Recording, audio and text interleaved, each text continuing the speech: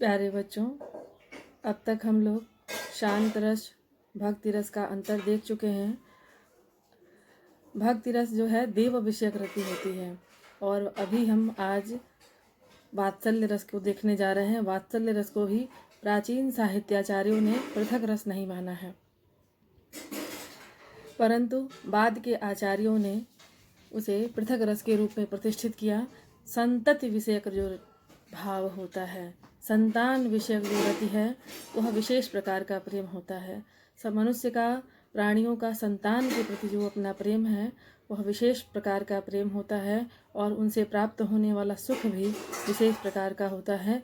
इसीलिए संतान विषयक जो रति है उसको वात्सल्य रस के रूप में प्रतिष्ठित किया गया और इसके मूर्धन्य कवि महाकवि सूरदास जी हैं। आज हम इस वात्सल्य रस की विशेष विवेचना देखेंगे।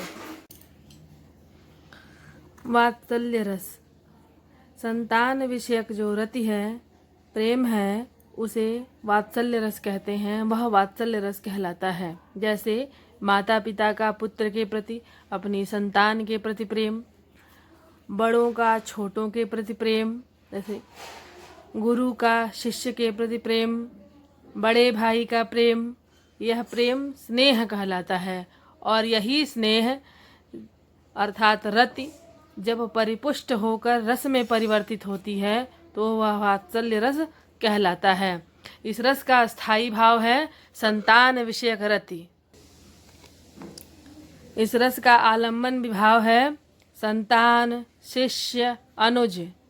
इस रस के उद्दीपन विभाव हैं बाल सुलभ चेष्टाएं। जो छोटा बच्चा है, जो हमारे अनुज हैं, उनकी चेष्टाएं ही उद्दीपन विभाव कहलाती हैं। अनुभाव, मुख चूमना, बलैया लेना, सिर सहलाना आदि वात्सल्य रस के अनुभाव होते हैं। इसका उदाहरण है, सूरदास जी द्वारा रचित यह पद है।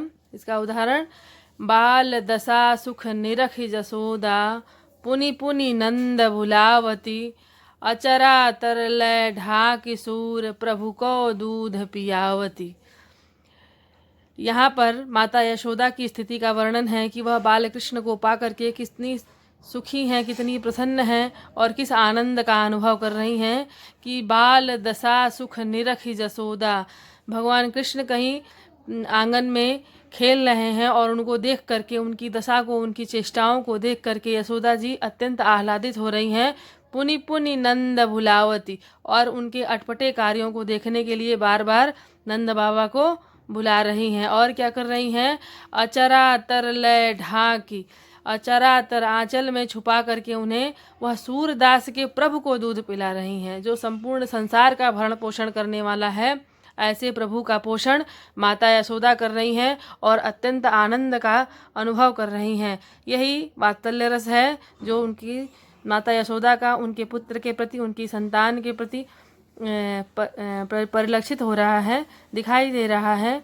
और इसे देख करके, इसे पढ़ करके सामाजिक को भी अत्यंत आह्लाद होता है, सुख का अनुभव होता है। वही सुख वात्सल्य रस है।